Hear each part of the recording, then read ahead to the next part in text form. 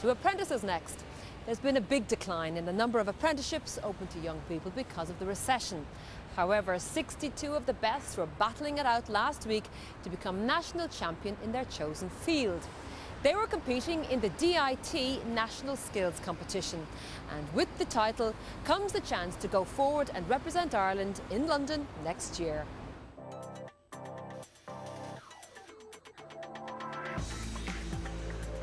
The best and the most talented apprentices in the country are competing head-to-head over 18 hours for a national title, whether that's in bricklaying, painting and decorating or sheet metal work.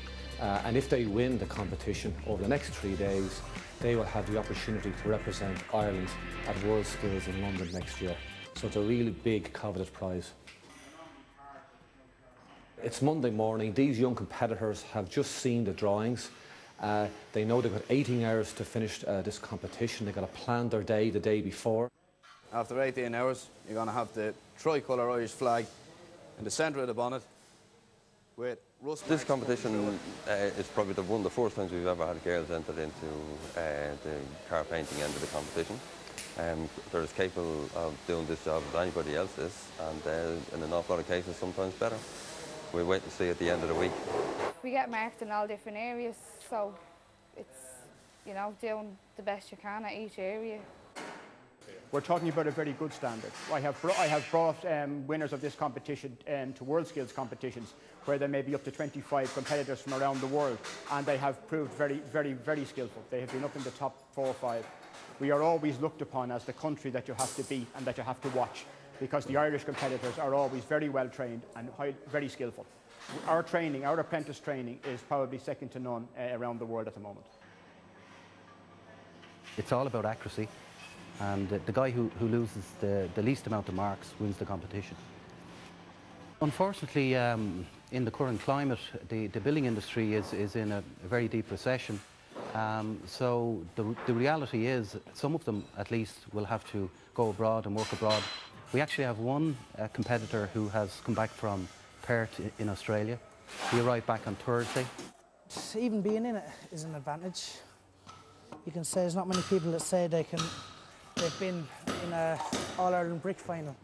They've got a tough 3 days ahead of them. They have to work 6 hours every day and they have to produce a 4-course meal.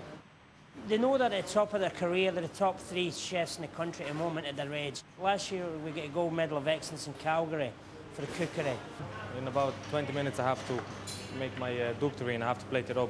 So I have a sauce, a marmalade, and then I'm going to have a chutney as well. We're looking for presentation would be very high on this particular item because it is a cold presentation, and then it'll be flavour and they'll be judged on their garnishes and how it's prepared.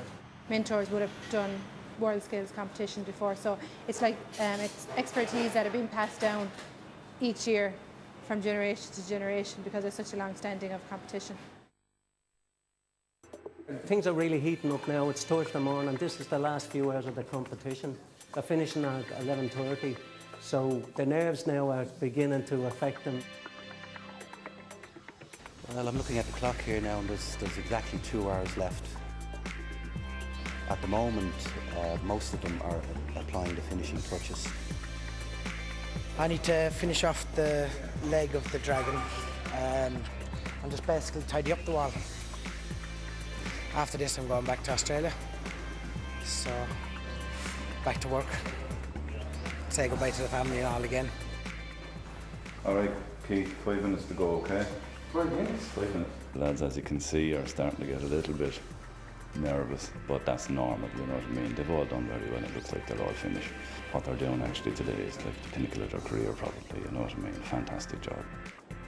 Still a couple of hours to go, a couple of different stages that they still have to get through to complete the jobs. At the moment, very, very tight between first and second, and also very tight between second and third. It could go either way. Okay, lads, that's it, time up. Hey guys, that's it, time's up. Tools down, well done everybody.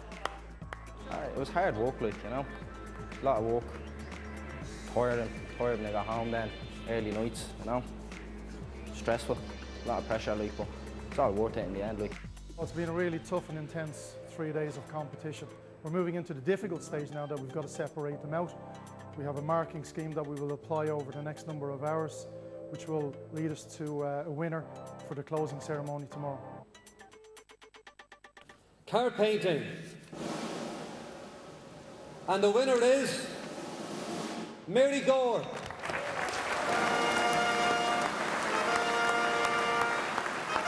It feels fantastic. I'm really surprised because the people I were up against were really good. I was really shocked. The competition was tight. Oh, hopefully it'll open a few doors. We'll see what happens. Sheet metal work. And the winner is Michael Savage.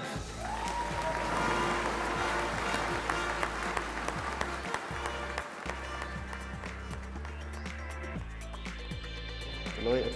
Over the moon, I am. Wasn't expecting it, you know. Of course, like, just still in shock, like, you know.